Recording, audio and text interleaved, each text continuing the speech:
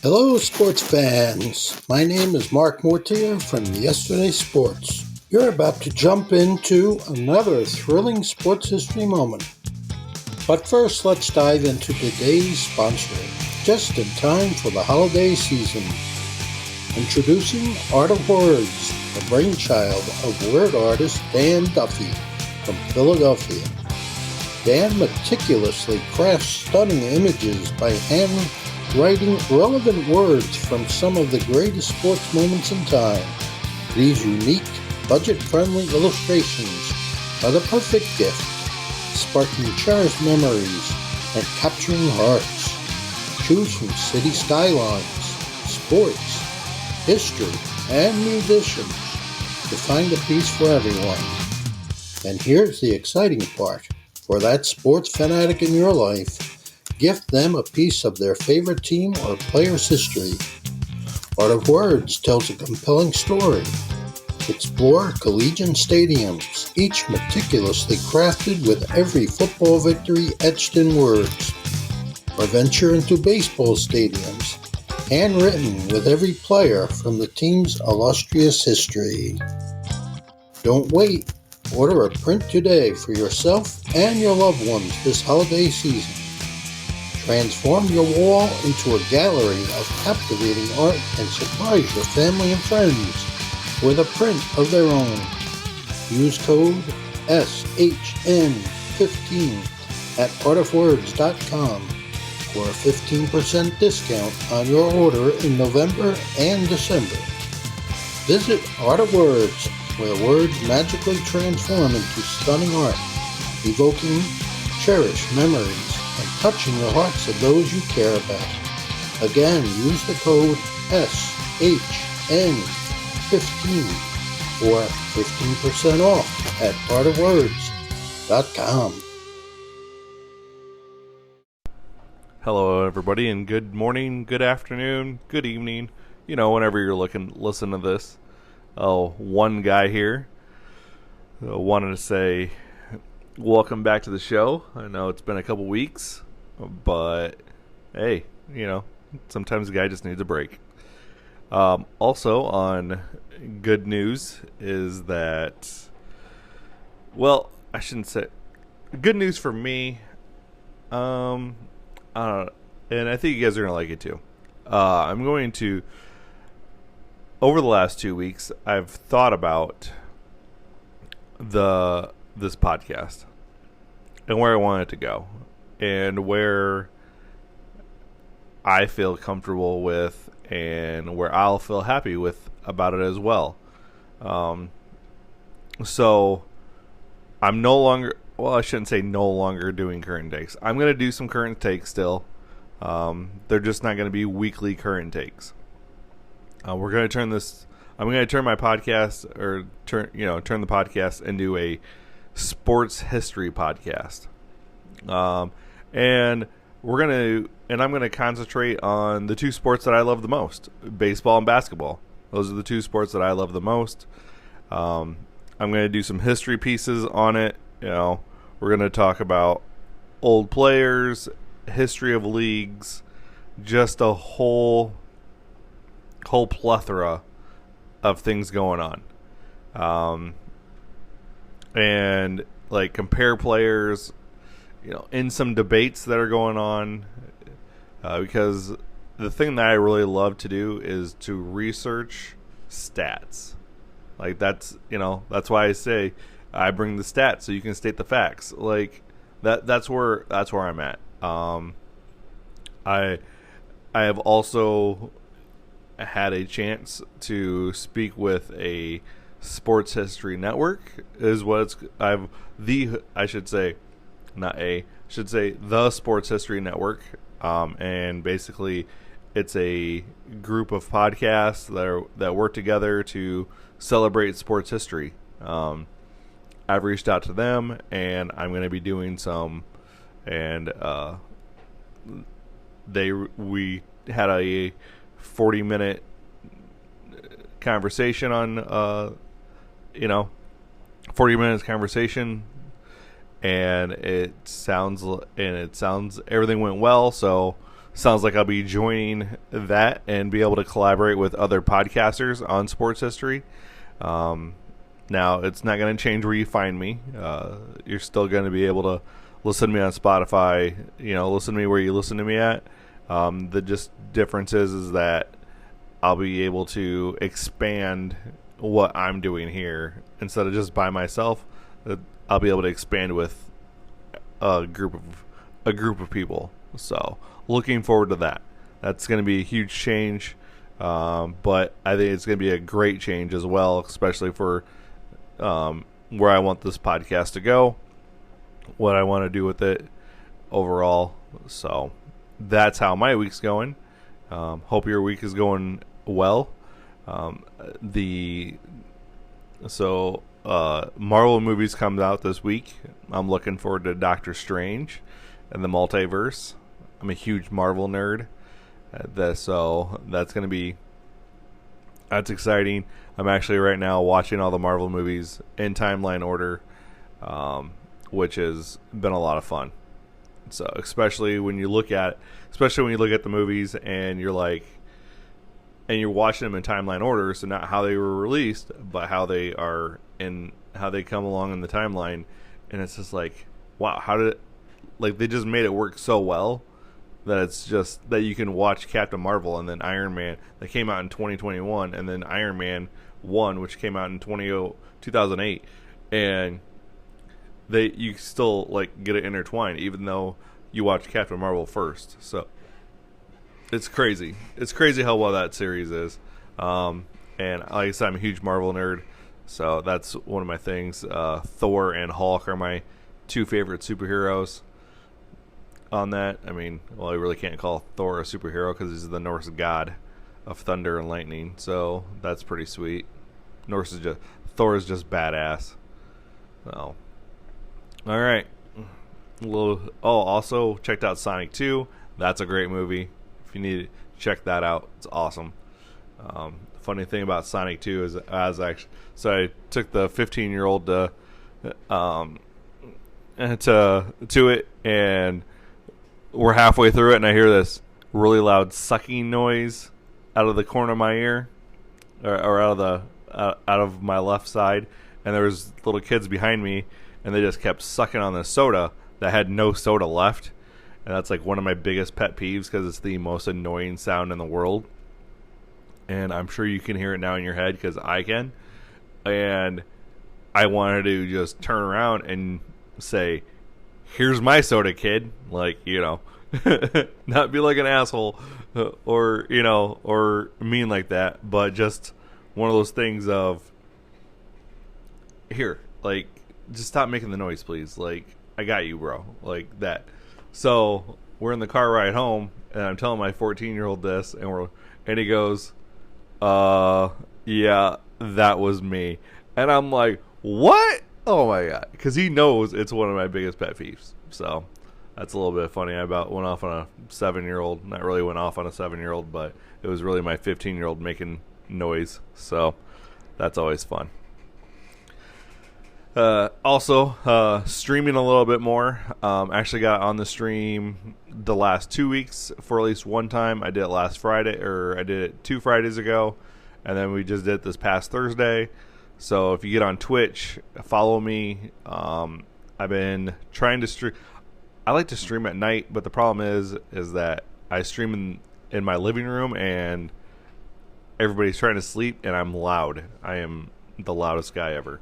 So got a big mouth, that whole deal. So I've been streaming during the day, a little bit here and there, but definitely go on Twitch. It's one guy with a mic, Sportscast, and so then and you can watch me play baseball on there and talk about a whole lot of lives. If you don't get enough of me talking here, and you need to hear my voice more and maybe see my face, definitely go to Twitch. I'm going to be on there at least once a week for a while until I can figure out a schedule to be on there a little bit more. So, again, I appreciate everybody for listening, and as always, this is where it's at. This is the fun time. So, let's get into this week's episode, shall we? This one's got a lot of debate out there. I see it everywhere. It's not Babe Ruth can hit, if Babe Ruth can hit now or not. It's not. By the way, I did see on TikTok. So one of my friends on TikTok, Mike Giroux, and he's a streamer, and he put on there about Manuel Clace pitching to Babe Ruth, and some kid goes, it's something like I can't remember what the exact TikTok video was, but the kid was like, Babe Ruth would be questioning why this guy's allowed to pitch to him. Like, that's savage, man. Because really, think about it. Like, Babe Ruth back in the 20s, 30s, he only played against Negro League teams. He only played against black players when they would barnstorm. That was it. Never in the big leagues. So, but that's again something it's that history of this game that I really want to get into. Baseball, basketball, like there's so much history there that not everybody knows about. So that's what I wanted to dive into, and that's why I'm going to the history part, because of that right there. So, all right, you ready for it? Here it is: LeBron versus Jordan. Everybody has their take, and actually, my buddy Sal had a great take. His take was, if you grew up watching Jordan, Jordan's the GOAT. If you grew up watching LeBron, LeBron's the GOAT. And I think there's some I really think that there's some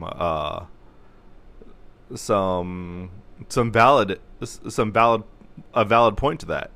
Is if you grew up watching Jordan, you're a huge Jordan fan, you're definitely going to watch Jordan, have Jordan listed as the GOAT. If you grew up you could even be like, I don't know, I'd say late 80s, early 90s. Even those kids, late 80s, early 90s, kids born in late 1980s, early 1990s, you may have grew up with Jordan, but you don't remember him playing. You remember LeBron playing. Like, I was born in 82. I don't really remember Bird, Magic, Bird and Magic or Irving playing, but I remember Jordan playing, because that's when your cognitive, memory actually pops in. So I went into this. First of all, a little context here. I'm a Jordan guy. I'm not a Jordan guy per se, like, oh yeah, there's no question about it, he's the GOAT. No, because there's always been, to me, Jordan was a generational player. Jordan was a generational game changer of what he had to do. Okay. LeBron, same way. LeBron's a generational player. He changed the game of how it's played. Like, LeBron and to me, LeBron is like Magic, but Magic's not as good as LeBron. So there's that.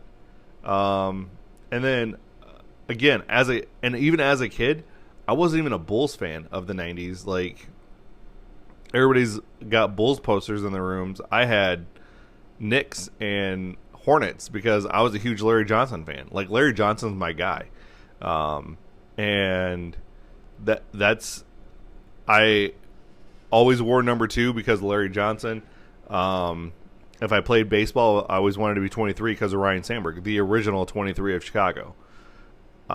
And that's just how it is. Like, Larry Johnson was the guy that I remember first seeing, and I remember seeing him at the slam dunk contest when he won it.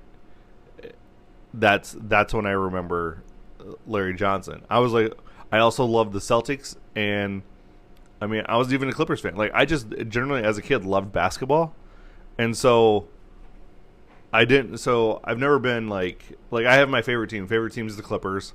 My favorite team for the Clippers has been long ago.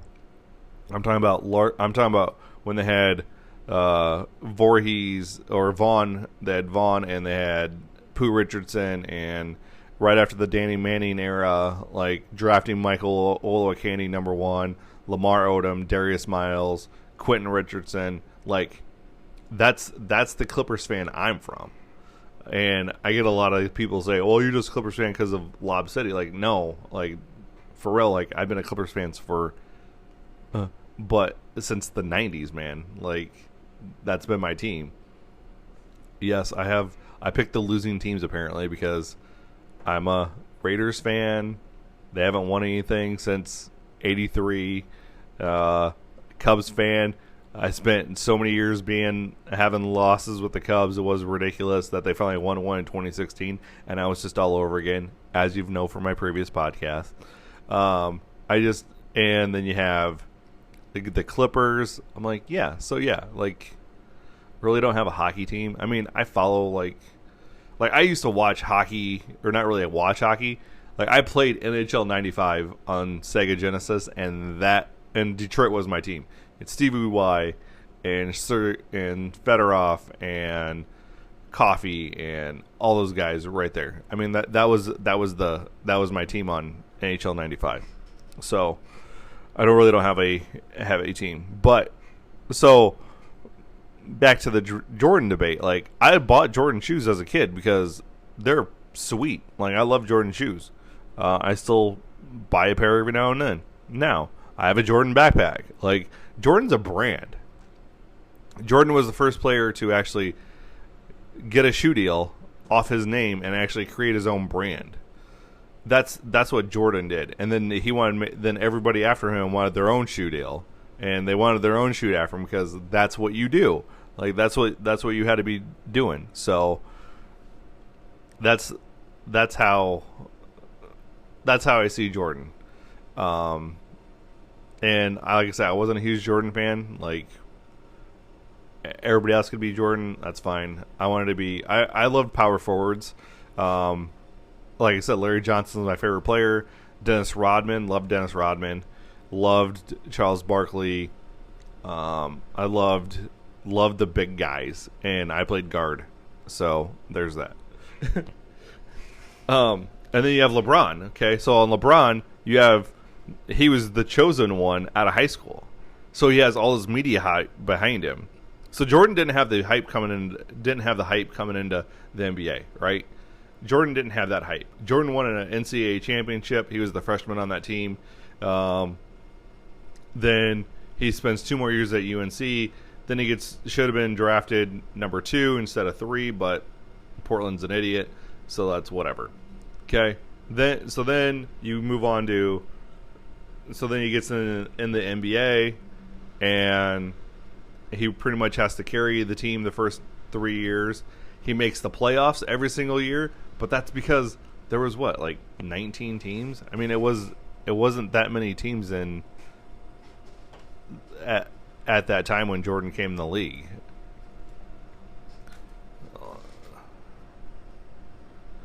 Right? I mean, if you look at Jordan's career, if you look at it, when Jordan came in the league in 1985 season, okay? So, let's see, yep, 84-85 season. There wasn't that many teams in the league, right? I mean, you had 4 divisions, basically what you had, and a total teams you had 11 and 12. So you had 23 teams in the league when Jordan came to the league. Now, what do we have, 32? So yeah, I mean, that's the difference of things that happen as well. And it's just one of those things that growth of basketball. So then Jordan was in the expansion era, and then now you have LeBron playing in this era where these basketball players are ungodly good. Like, and we're gonna get deep into those numbers, but so there's some knocks on Jordan, some knocks on LeBron, but we're gonna solve those, and we're gonna get into it right now. All right.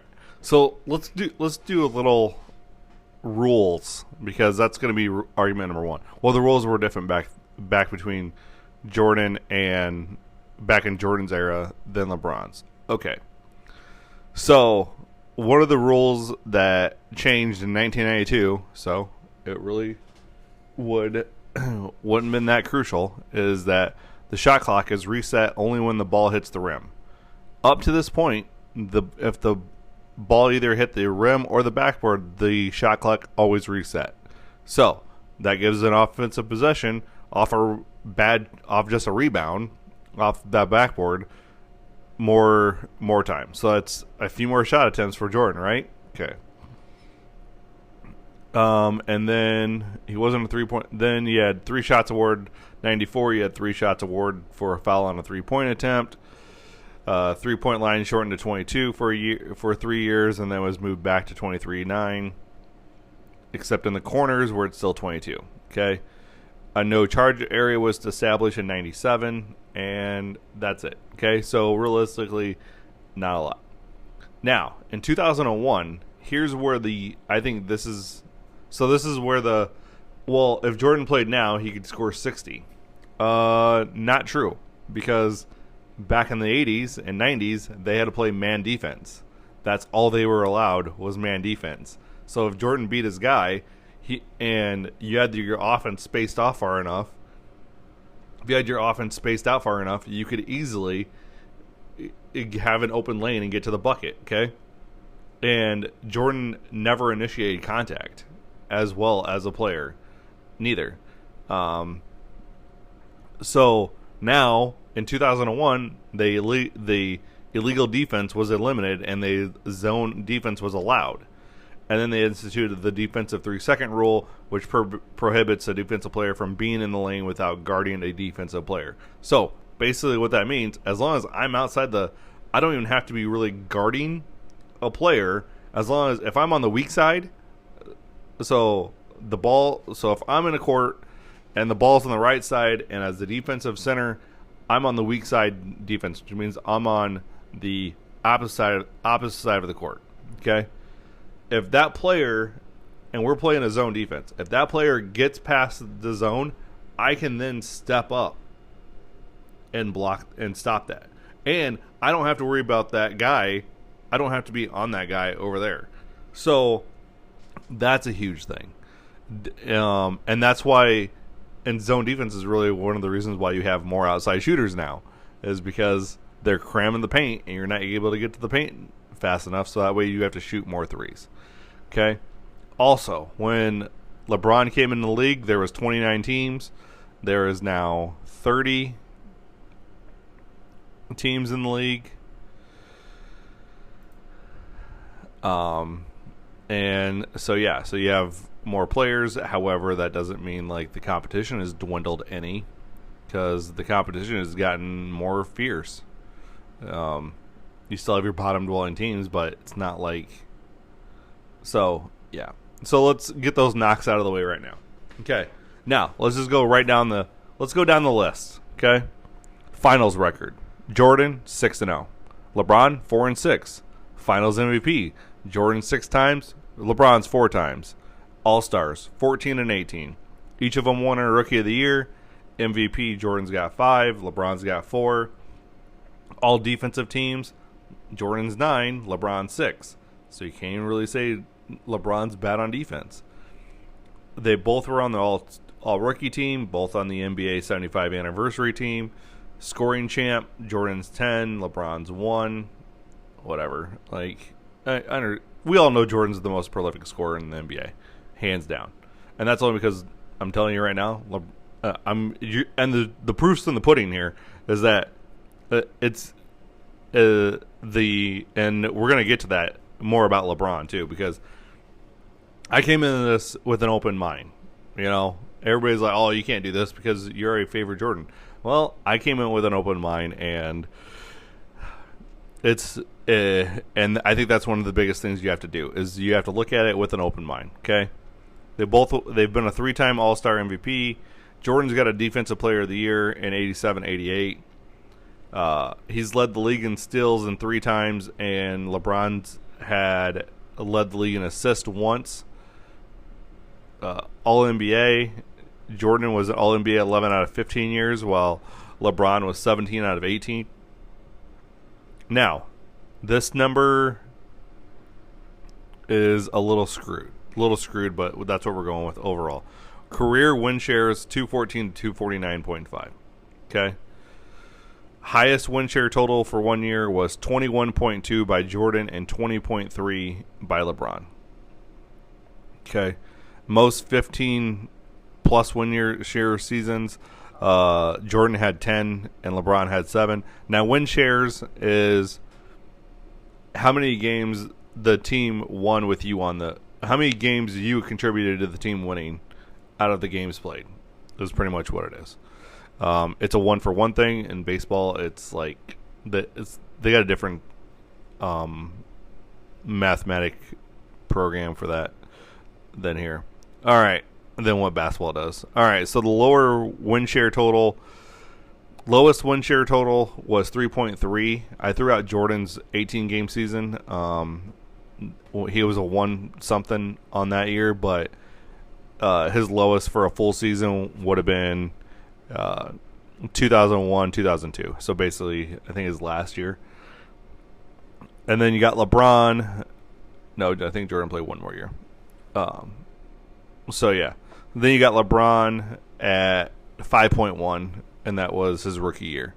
So career defensive win shares, Jordan's got 64.1, and LeBron's at a 75.6. Career offensive win shares, 149.9, and LeBron's a 173.9. Yeah. Now, granted, LeBron's played longer. I get that. We'll get to that in a minute, okay? Usage, we got Jordan's a 33.3, while LeBron's a 31.6. Assist percentage, Jordan passed the ball 24.9% of the time. LeBron passes at 36.4% of the time. True shooting percentage, which is basically free throws, 2-pointers. I like true shooting because it incorporates all of it. So you got field goals, you got your free throws, and your 3 points. So as a true shooter, Jordan was a 56.9% shooter. LeBron's 58.8. 3-point percentage, 7.2, 23%, because, you know, that's how it is. I think that's wrong. Maybe. I don't know. Okay. We'll throw that one out. We're not going to worry about the 3-point thing. We'll just toss that one out. All right. So then you got free throws per field goal attempt. So Jordan got to the line 35.8% of the time. LeBron gets to the line almost 40% to the line at 39.8. Then you got your VORP, which is your value over replacement player. Okay. Now, the replacement player. See, I did a lot of digging on this. This is 14 hours of research, people, that I'm going to try to get into probably about an hour podcast. So it's going to be fast, and it's going to be right at you. We're just getting straight to it. So VORP is value over replacement. Okay, so a replacement player in the NBA is a -2. That means that you're a end of the bench player. Okay. If you get to from -1 to -2, you're pretty much not in the rotation. -1 to 0, you're end of the rotation type of guy. Then you got 0 to 1, you're a sixth man. 1 to 2, you're a starter. 2 to 4 is like an all-star, and then anything above that, it's like Jordan LeBron status, superstar. You're a superstar, okay? Something like that. That's basically how it works. Okay? So, I broke down all of this. All of it.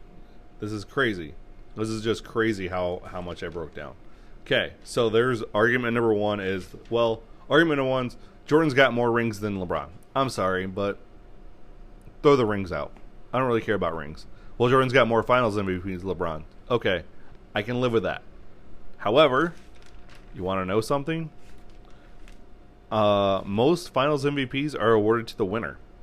So, the winning team usually gets the finals MVP, right? So, Jordan in the 19... So, Okay, so a little backstory on this is that there's a metric called game score. Okay, it's not totally accurate because it leaves out some defensive stuff. So game score leaves out some of the small things you do on defense. It doesn't pick up. It only picks up what you do in the box score. So for the finals, that's what I went off with as game score because most of the time that's where it's going to be at. And 10 is an average player, and 40 is the max points that you can get. Okay, and then 20 to 30 is that they have that LeBron Jordan range, basically, is what they call it. Basically, 20 to 25, anything above 25 is nuts.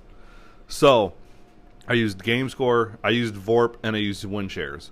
Those are going to be the three metrics for basketball I found out in this research that can tell you the most about a player. Because basketball is so interchangeable that you can't really do a WAR like you do in baseball. Like, you can just look at somebody's WAR and say, oh yeah, that's his wins above replacement. And realistically, WAR, and you got to have a little bit of the eye test too. I understand the eye test, you have to pass the eye test as well. I get that. But WAR, VORP, win shares, game score, they all line up with the eye test from what I'm seeing. Now, someone else might not be able to, might contradict that, but that's fine with me. Like, that's why I'm doing this. Like, come at me, bro. I dare you. Find me on Twitter. We'll have a great conversation. So, game scores. All right. And I really focused on the playoff. And one more thing. Between Jordan and LeBron, we really need to focus more on their teammates. Did they make their teammates better? Or were their teammates already good? Let's go that route. Who benefited the most from their roster? Okay? Then, to me, playoffs matter more than regular season. Okay? Like, get to the playoffs. That's where your truly greatness is going to come out in the playoffs, right? We all can agree on that. Greatness is going to come out in the playoffs. I do believe that as well. So let's go with that as well. Like, let's break down that. And let's also put into perspective here that, yes, Jordan made the playoffs every single year of his career. Okay? Even when he came back in 95 and played part of the season, they still made the playoffs. So Jordan made the playoffs every single year of his career. LeBron has missed the playoffs.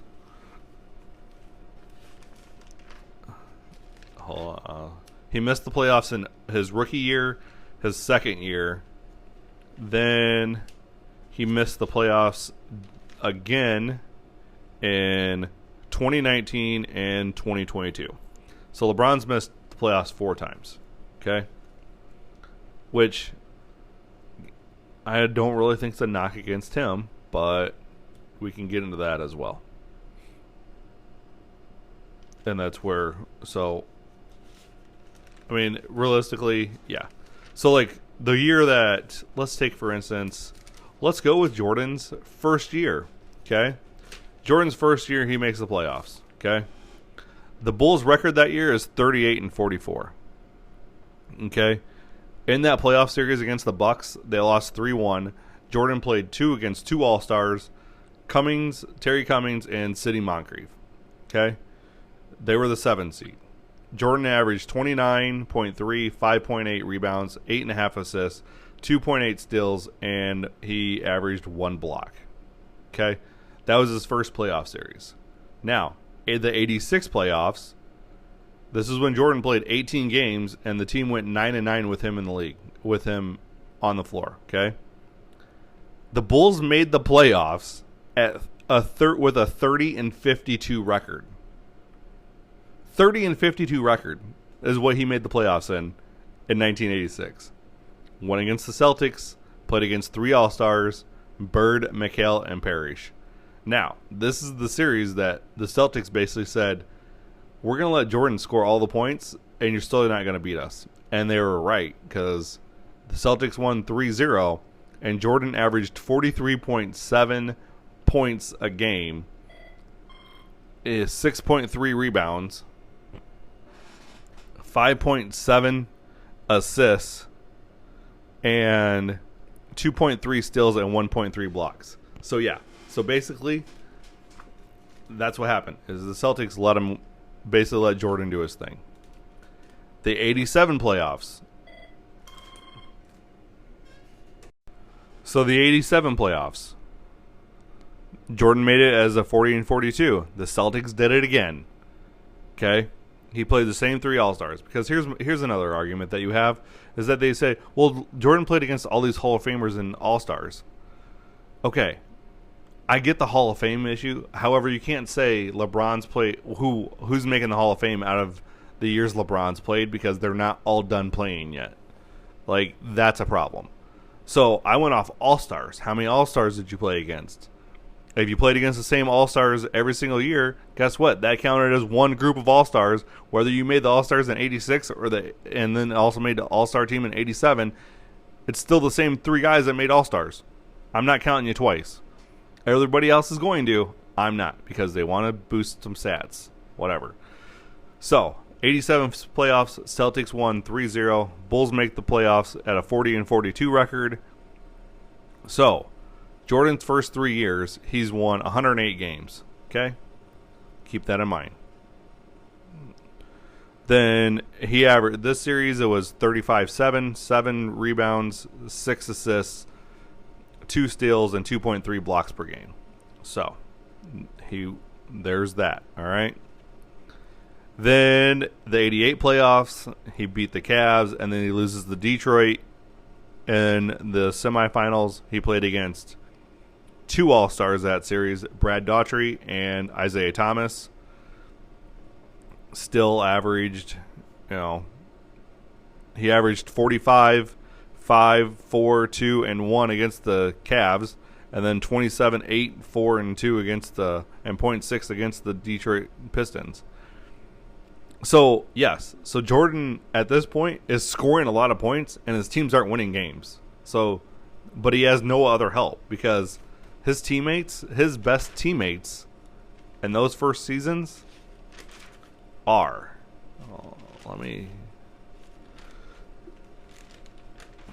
So, Jordan's teammates those years was Orlando Woolridge in 84 and 85. He had 9 wins, a 9-win share, okay, and a 2.5 VORP. Everybody else was negative 0.1, 0.4, minus 0.1, minus 0.2. You had the next highest win share total was Steve Johnson with a 3.1. And I know you guys never heard of Steve Johnson, because I never heard of Steve Johnson until now either. All right? And then 85-86, when Jordan played 18 games, he still had a win share of 1.4, and his VORP was still 1.3. Again, his best teammate was Orlando Woolridge at 5.6 and 2.3. And then you had Gene Banks at 4.3 and 1.5. Everybody else was below that on the VORP scale. Like, you had 0.9, 0.7, 0, 1.1, a minus, and a 0. So you had rotation guys. He never had that second player. Okay, 86-87. Jordan's best teammate was John Paxson.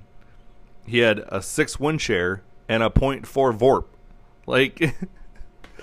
He's a starting guard when he shouldn't be starting. He doesn't fall in that starting category.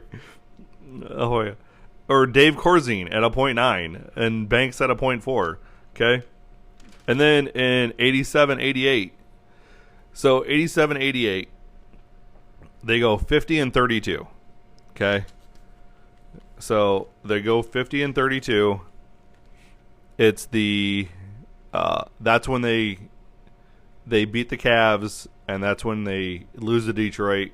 Okay, and on that team, it was Jordan, Oakley, Corzine, Paxson, Grant, Brad Sellers, Scottie Pippen, and Sam Vincent. Okay, so Jordan had win shares of 21.2 and a 12.5 VORP. Okay? Now, if you want to translate VORP into wins, if you want to change it to wins above replacement, like you have in baseball, what you do is you take the VORP, so Jordan's 12.5 times 2.7, and you get 33. So he accounted for 33 games is what he counted for. 33 games is what he was above a replacement player. But again, you really can't do that in basketball because it's all interchangeable and everything else, and blah blah blah. And it doesn't work that well. It doesn't work the way you want it to work like you do in baseball. So you have to just take VORP as it is and then be done with that. So again, he has a couple starters with him and then a bunch of rotation players. Okay, and they get to 50 and 32. So basically what you do is then you take, so playoff wise you still use VORP, but it's a little more condensed because it's not as many games. It's crazy. So then 88-89, this is the second year with Jordan, Pippen, Paxson, and Grant on the team. Okay, so this is year number 2. 89, they beat the Cavs, who were 57 and 25. They beat the Knicks, who were 52 and 30. He also played against, two other All-Stars, Price and Larry Nance Sr. So yeah, and then this series. So this is where it is. So the 89 playoffs. So this is where Jordan takes a huge leap on his assists. Okay, so before he's been averaging 4.6, 5.4, or 4.8, 6. So not a whole lot of assists. Okay, so this year he takes a huge leap in passing the ball. So against the Cavs, he scored 39.8 points. He had 5.8 rebounds, 8.2 assists. He averaged 3 steals and 0.4 blocks. Against the Knicks, he averaged 35.7, a 9.5, 8.3, a 2.5, and a 1.3. And then against Detroit, it was 29.7 and a 5.5 and a 6.5 and a 2.0 and a half a block. Okay, his teammates that year was Jordan, Grant, Pippen, and Paxson, Hodges, Sellers, Sam Vincent, and Bill Cartwright. So this is the team. The starting 5: Jordan, Grant, Pippen, Paxson, and Cartwright. Those 5 are the ones that actually go on to be the starters for the championship team. So this is their first year together. Okay, and they go 47 and 35. Jordan had a 19.8 win share. Grant had a 6.4. Pippen had a 4.0. Now, I'm going to tell you guys, I'm going to give you guys a little bit of knowledge, drop a little knowledge on this whole podcast. Is one thing I did find out that I didn't realize. Well, I mean, I saw it with the eye test because Scottie Pippen didn't pass the eye test as a kid. And everybody's like, oh yeah, he's the best. No, Horace Grant was by far Jordan's best teammate. Horace Grant was by far Jordan's best teammate for 3-4 years, 5 years. Pippen didn't get good. Get good. Jeez. Get good, kid. Pippen didn't become Pippen until after Jordan left. And then when Jordan came back, all he did was fill in the roles, but we're not there yet. So you have Jordan at a 9.8, 19.8, and then, okay, and Grant, so there's that. And then we got, in the playoffs, Jordan was a 4-win share and a 2.5 VORP, while Grant was a 1.6 and a 0.3, and Pippen stepped up a little bit, but he was still only accounted for 1.3 win shares and a 0.8 VORP.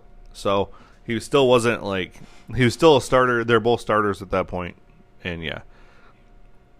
Now, 89-90, they go 55 and 27. Again, it's Jordan and Grant at the top 2, and way ahead of Pippen. Grant has separated himself out from Pippen. Even in the playoffs, in the 89-90 playoffs, Grant plays better than Pippen. I guess so 89-90. Yeah, 89-90 playoffs. Grant plays better than Pippen. So in the 90 playoffs, they beat the Bucks, Philly, and then they lose to Detroit again.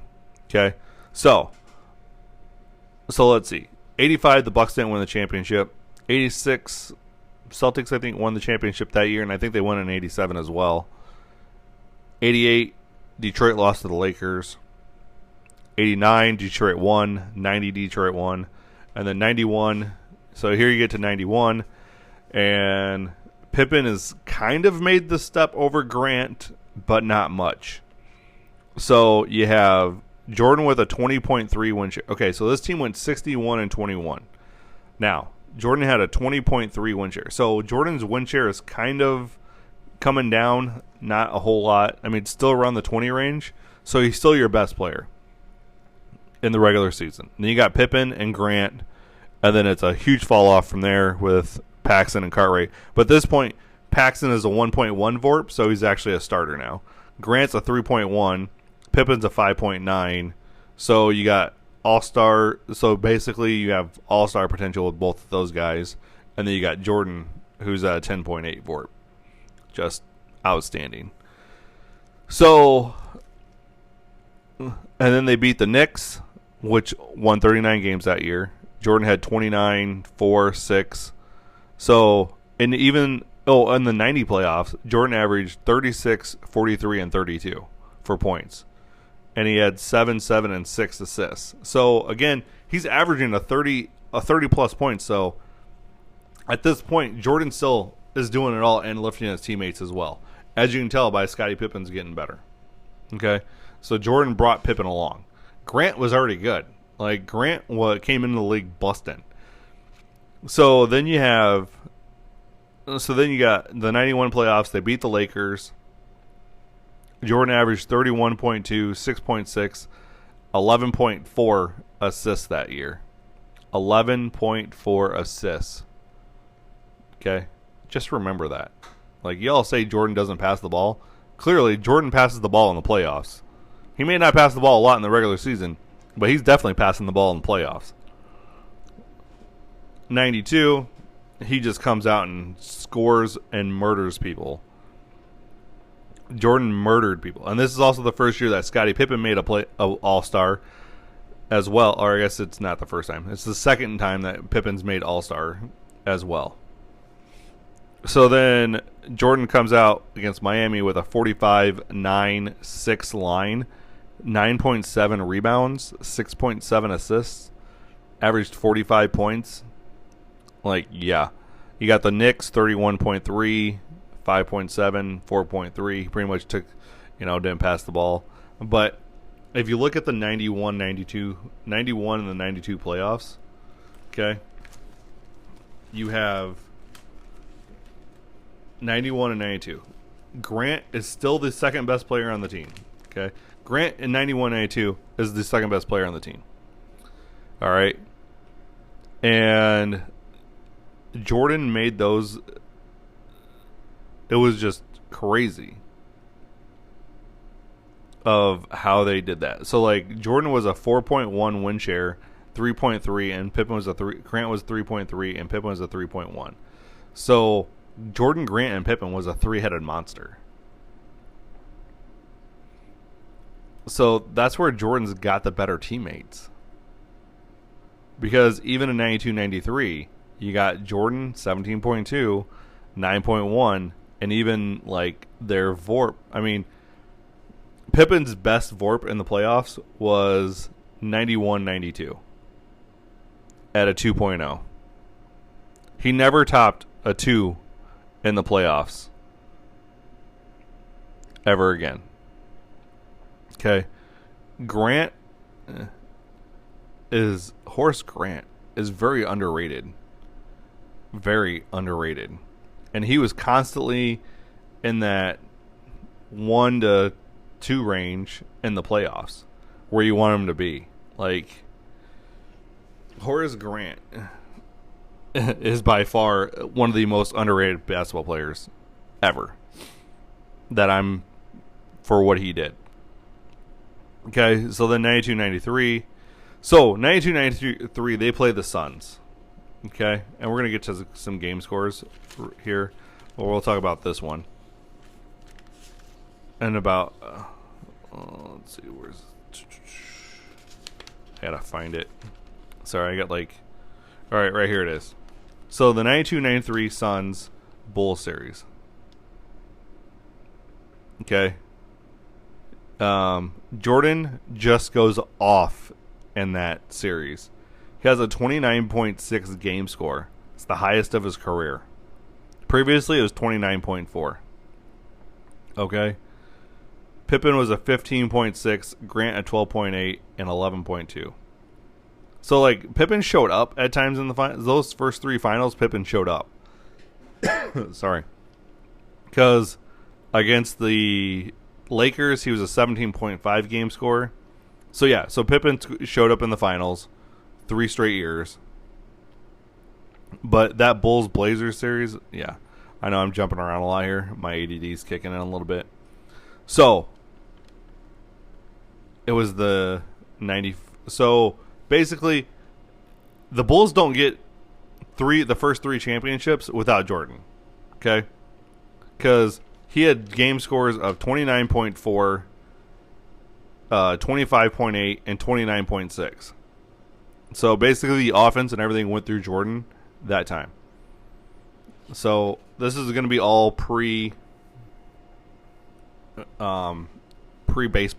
okay? But Grant's still by far the second best player on the team in the regular season and in the playoffs, just an FYI. Because even 92-93, he has a 2.4 win share and a 1.9 VORP. Jordan's got a 2.7 VORP. Like, Grant's right there behind Jordan. is right there.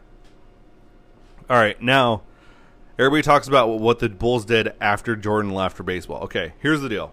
This team was already established, as we can tell.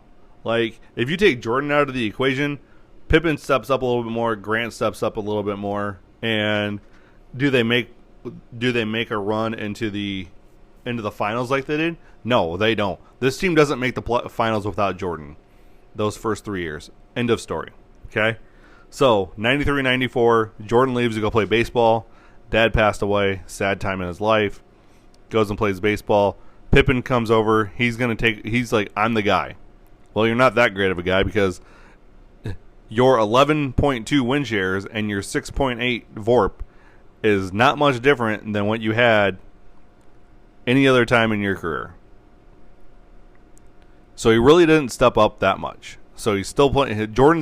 Pippen's is a great second guy, but they didn't have that guy that could take it over. Grant was still a 10.0 and a 3.9. So Grant, his numbers kind of went down without Jordan, but not much. I mean, and then you had Armstrong step up. He had a 7.5 win share and a 1.3 VORP. And Kerr was a 6.1 and a 1.5 VORP.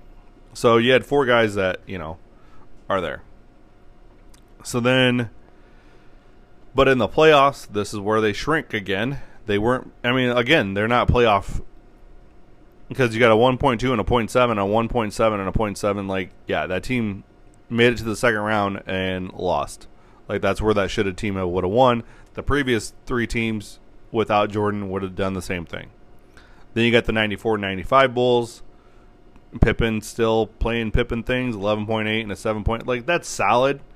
But then you throw in Kukoc, who now replaces Grant at a 10.0 and a 4.1, so that's pretty equal. Armstrong stepped it up a little bit at an 8.1, but his VORP was a 1.1. So, or 1.3. Then you got Kerr at a 5.9 win share and a 1.4. Jordan comes back in the playoffs and is the best VORP player at a 1.0 and win shares at a 1.3. So then you go with the 95-96, okay? 95-96 season. Jordan leads his team to a championship, okay? But he had a 4.7 win shares. Pippen's kind of stepped up. However, the game score, this is the kicker. This is where I say they give the MVP to the winning team, to a player on the winning team, because Jordan was not the best player in this Bulls-Sonics series. Sean Kemp was. Okay? If it was not for Dennis Rodman, the Bulls lose to the Sonics. Just saying. Okay? That's one knock against Jordan. Okay, he was not the best player in that series. Then you go with the Bulls versus the Jazz, and it was basically the Jordan and Pippen show. 96-97. Let's see.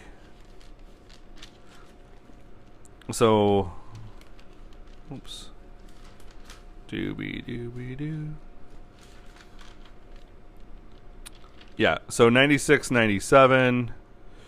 You got Jordan with an 18.3 win share, Pippen with a 13.1, Kerr 7.5, Kuchot 6.9. They went 69-13. 72-10 was the year before. So when Jordan comes back, he's more of a team player. His win shares is kind of like he's kind of spread the love out to everybody else. He's not being as dominant as he was before baseball. And I want to talk about what the Bulls did after Jordan left for the final time, because this is when they did a complete teardown of the team. Okay, because that's where we should really be talking about it, not the 95 team or the 94 team. Like, that team was already going to make playoffs anyway without Jordan. It was already built that way. Okay, but after that, the Bulls completely tore it down. Okay, 13-37, 17-64, 15-67. 21-61 for the next 4 years. Okay, Jordan was the best player in every finals except for one. And Jordan went against 34 different All-Stars in his time in the playoffs as well. Okay, so let's go to LeBron. Jordan had better so right now Jordan's got good teammates. And you want to know, and I'm going to tell you this. A lot of people point to that 06-07 team with the with Bron. And here's the thing. Okay. Bron was good, okay, early on in his career. He just wasn't Jordan good. That's all I'm saying. That's all I'm saying is Bron was not Jordan good. So Bron's first year in the league, he had a 5.1 win share and a 2.9 VORP. Okay, he did have the highest VORP on the team, but Boozer was the leader of that first team. Then you had Bron, and you had Gooden, and you had Ilgauskas. Okay, those are the three guys, and you're like, well, it's Ilgauskas and Gooden. Like, yeah, but Bron only accounted for 14.3 of those win shares and a 9.1 VORP. He did have a 9.1 VORP though. So he carried that team. But his win share, like, so that's where it's twofold. Like, you can look at win shares and you can look at VORP, but it's whichever one you want to go off of. I'm looking at both. You got 16, and then his third year he's 16.3 and a 9.4. Ilgauskas is still a 2.1 and a 1.0. So Jordan he actually has starters on his team, guys that should be starting in the league, guys that should be all-stars in the league, okay? But LeBron's still setting himself above the rest. And then you saw in 06-07 a 13.7, a 6.6, a 6 point. So in 07, that 07 team was pretty much spread out. And even in the playoffs, wasn't that, I mean, LeBron had a 2.2. Yeah, he carried his team. But that 07 team is not as bad as everybody thought it was. Does Jordan still have better teammates? Yes. Jordan still has better teammates. That's all I'm saying. So we're going to have to give the nod to Bron, who carried worse teammates farther. Let's put it, well, yeah. So you had, right, because you had, where is it at? Jeez, man.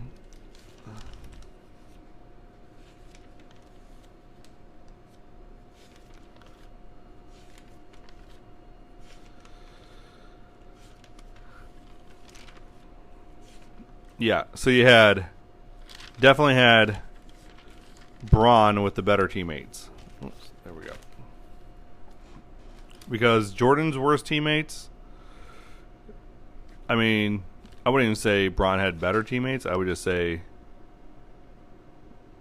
You know what? Braun was actually better than Jordan, according to VORP. Because his first year, Jordan had a higher VORP. Well, throwing out the second year, and then a 10.6 and a 9.1. They're probably about even. And then Jordan had a 12.5. Yeah. And 11.4. Braun had a 9.5, 8.1, 9.8. LeBron hit 11.8 finally in 2008 and 2009 when they went 66 and 16. And so, and let's pick and choose. I mean, do we want to pick and choose?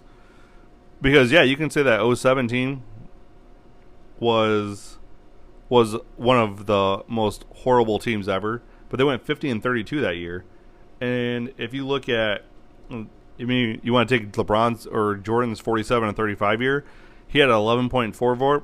Grant had a 1, Pippen had a 1.5, and Paxson had a 0.3. Meanwhile, over here you got Braun at 8.1, you got Ilgauskas at a 1.3, Varejao at 1.1, and Gooden at a 1 point.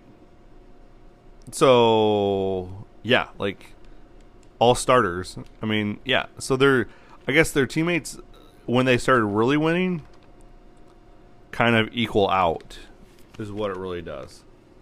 I mean, even when you look at Braun and Braun and Wade and Bosch, like, they never get to. Oh well, yeah. I mean the Braun, Wade, and Bosch scenario is about even with Wade and or Scotty and Mike, or Mike and Horace Grant. Like, those three guys. And Rodman wasn't that big of an influence either, as much as everybody thinks he was. And the 97-98 was the only year that he was actually any good, and Kukoc was the second best player on there in VORP with a 3.0. So, I mean, and then at this point, so when LeBron started winning his championships, he had the better teammates, according with VORP. Okay, if we were going to go off VORP, he had the better teammates. The win shares were not as distributed like they were with LeBron. Accounted for more win shares, is what I'm saying. Where with the VORP, LeBron's teammates were way better than Jordan and Pippen. Like Bosch, Wade, and Braun. Bosch and Wade are better than Pippen and Grant. Or Pippen and Rodman. Let's go that route as well. Like, so you can't really go there with that. Like, yeah, he took the Cavs teams really sucked, and he made them really good. Okay? I granted that. But the Heat teams, those were better than his supporting cast was better than Jordan's supporting cast. Okay? And then you go back to the Cavs. He still has a better supporting cast than what Jordan did, as Irving's got a 4.2 VORP and Love's got a 3.0 VORP. And he lucked out on some championships. I ain't kidding you. Like, LeBron should have probably at least one more championship. Maybe two. He should at least have two more championships. So that puts him at 6. And I say that because in the 2014 series, Wade doesn't show up. All right? And they lose to the Spurs. LeBron had a 22.5 game score. The next closest was Bosch at a 10.6. Wade was a 7.9. As we said, a game score, 10 is your average. Okay? The 2015 season, Irving played one game. And if he would have continued to play that series, and then they also had no Love as well, if he would have had Love and Irving, he wins that series over the Warriors. Because LeBron had a 24.6 game score, and Irving had a 21.1 in that one game. And then you had Mozgov and Thompson 11.8 and 11.2, which best Curry, Iguodala, Green, and Thompson.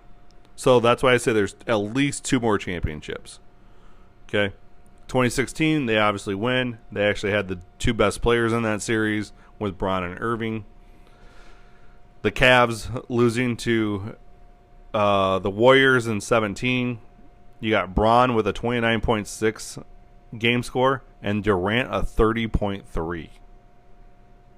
Man. And then Curry had a 24.1. Like, that 2017 Warriors team is going to beat any team ever assembled. You can at me on that too. I don't care. And then 2018, Durant was a 26.9 game score. Bron had a 28.3.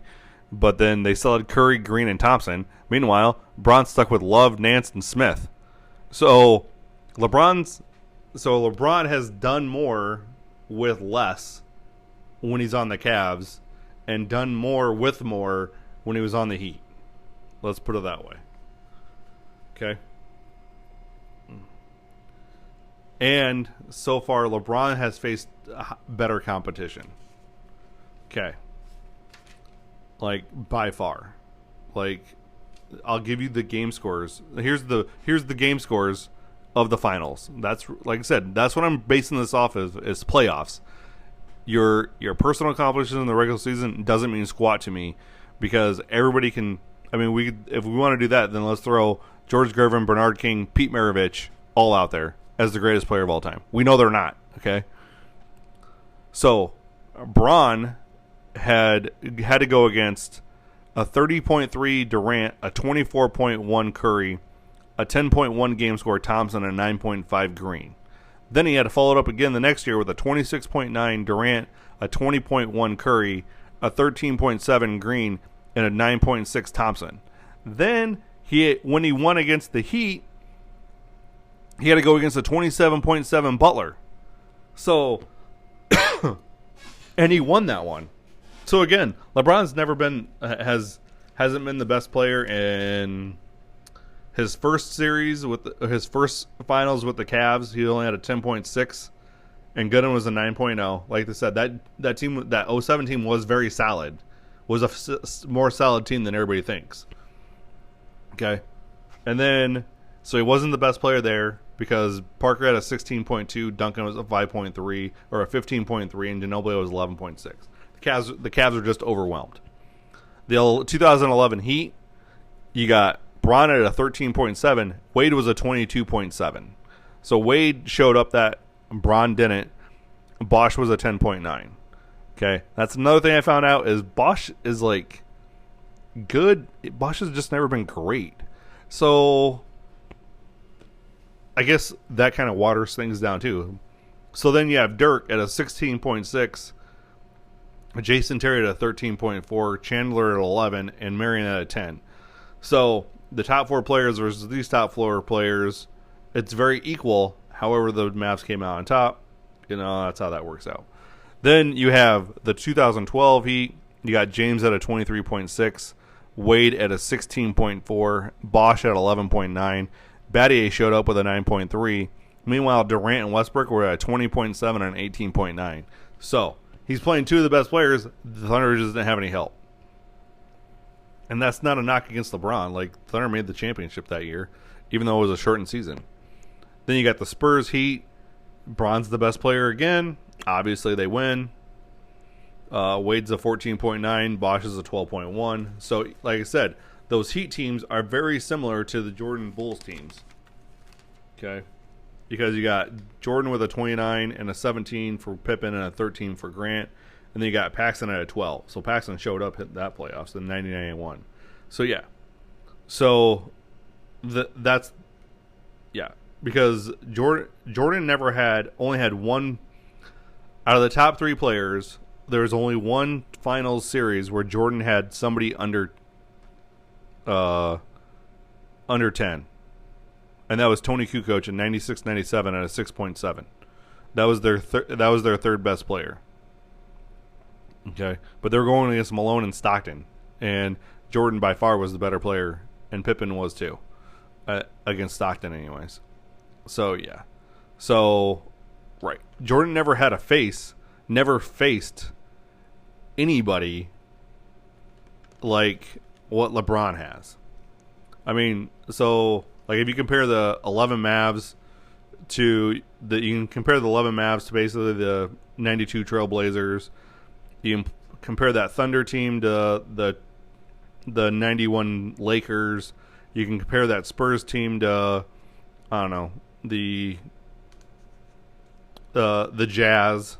You can compare that other Spurs team to the Jazz again. That Warriors team that LeBron lost to, you can compare that to, the Blazers. The other Warriors team that LeBron beat, compare that to the Blazers as well. But then you can't compare any of the last three teams he played against to anyone that Jordan played. All right. Now, let's go with this. All right, so Jordan had 14 teammates with an 8+ win share. Okay. LeBron had 17 teammates with an 8+ win share. So, like I said, LeBron's teammates weren't as bad as everybody thinks they are, and that's the point that I'm making on the teammates. Is LeBron wasn't as bad as they were. Now, after LeBron left, the Cavs go 19-63, 21-45, and 24-58. So, LeBron played against 49 different All-Stars. Okay, Jordan played against only 34. And like I said, I'm not even counting them twice. LeBron played more against more All-Stars. And I understand that's fan voting, but a lot of the fans pick the best players. That's all there is to it. Okay? So, now let's go with playoffs. Here's the playoff scenario. Let's break it down. Jordan averaged 33.4 points each playoffs. LeBron was a 28.7. Rebounds. Jordan averaged 6.4. LeBron was a 9. Assists, 5.7 to a 7.2. Steals, 2.1 to a 1.7. Blocks, they were the same, 0.9. Turnovers, 3.1 and a 3.7. Minutes played, they played about the same amount of minutes, 41.8 to 41.5.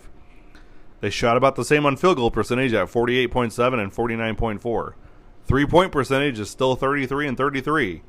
Free throws, 82 and 74. However, Jordan's VORP was a 24.7. LeBron's 33.9. Win shares. Jordan accounted for 39.8 win shares for his team. LeBron, 55.7. 55.7. Usage, 35 and 32. LeBron's getting used less in the playoffs. True shooting, 56.8 and 58.3. Offensive win shares. Jordan was a 27.3. LeBron accounted for 38.2. And then you want to say LeBron doesn't play defense. And Jordan did, because he has one defensive player of the year. Defensive win shares. LeBron 17.5. Jordan 12.4. LeBron made a bigger impact on his playoff teams than Jordan. Just saying. And again, I'm not even a LeBron guy. Everybody knows this. I'm not a LeBron guy. I'm just stating the stats, folks. All right. Now you want to say, here's another thing. Another knock. Well, Jordan played only 15 years. LeBron's played for, I don't know what, 20? Okay, let's go with a 15-year to 15-year career. Shall we? We shall. So, if you go off based off a 15-15 career, you still have Jordan scored 30.1, LeBron 27.3, rebounds 6.2 to 7.7, 5.3 to 7.5, steals 2.3 to 1.5. They each average a 0.8 block. Jordan had 2.7 turnovers per game, while LeBron has 3.5. True shooting, LeBron's the better shooter. On true shooting, 56.9 and 59.9.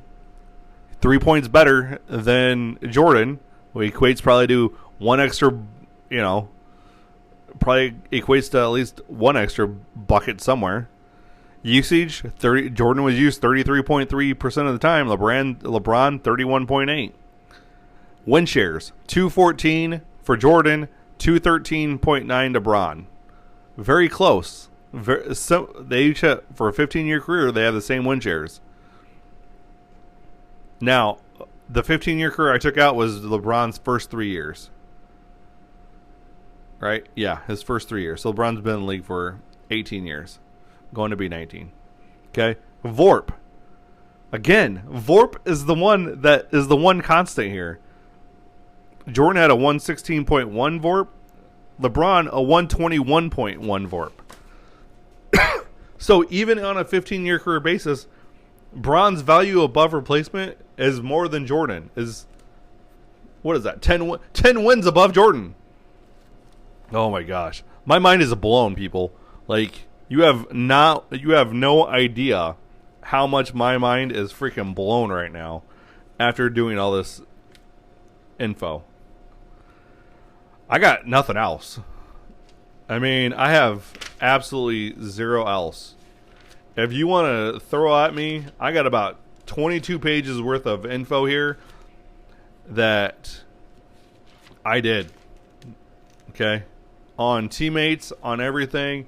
So if you want to come at me, find me on Twitter. You want to say, here, better yet, how about this? LeBron's opponent's record in the playoffs, winning percentage was .635. Jordan's was a 65.7. So again, they played about the same amount of quality of opponents. Jordan went 7-2 against 60+ win teams. LeBron went 3-5. Okay, no big deal. They go 6-4 and 6-5 against 55+ win teams. 7-1 and 7-1. 8-0. Bron had 15-0. So yeah, that's fine. Say, well, he played weaker opponents. You know what? It doesn't matter, folks. It just doesn't. When it mattered the most, he played tougher opponents. He played tougher opponents in the playoffs. In the finals. That's when it mattered most. Pippen, sorry for you, bro. You shouldn't be a Hall of Famer. Horace Grant should be in the Hall of Fame. That's all there is to it. Bosch shouldn't be in the Hall of Fame either. Wade is better than Pippen. Bosch is better than Rodman. For crying out loud. Like, that's just how it is. It's just wow. Just wow. Pippen's not great, folks. I'm glad I could solve that problem as well in this thing. So, all right. Thank you to basketballreference.com for the stats you compile so I could do this podcast and finally put this debate to an end. I was able to cram 14 hours worth of research into a hour and a half podcast. That's got to be some kind of record, right? So follow me on Twitter, one guy with a mic. Follow me on TikTok, one guy with a mic. You're going to get more sports history for me on basketball and baseball. We're going to do more of these like podcasts because these are fun to me, and I hope these are going to be, and I know they're going to be fun to you because I think there's players people forget. As always, wherever you're listening to me at, hit that follow button. Hit that bell to make sure you're notified when I drop podcasts. And coming from a guy that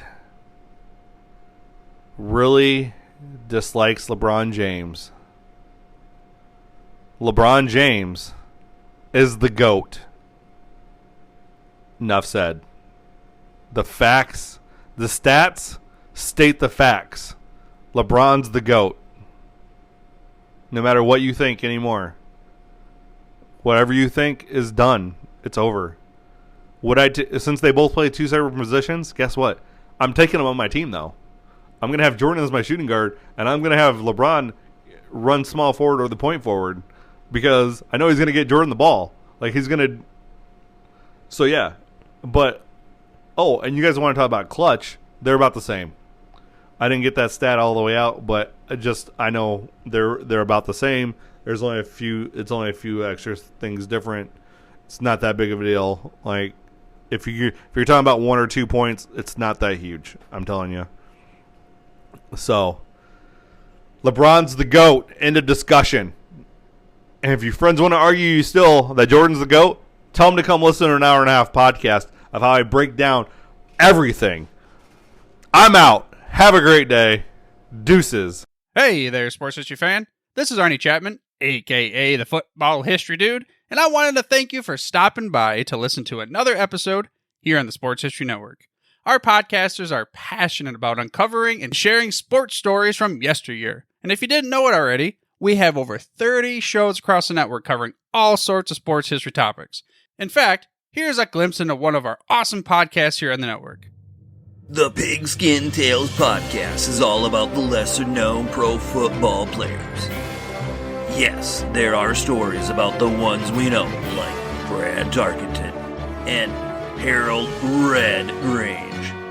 But have you ever heard of Ernie Nevers? How about Dave Osborne or even Grady Alderman?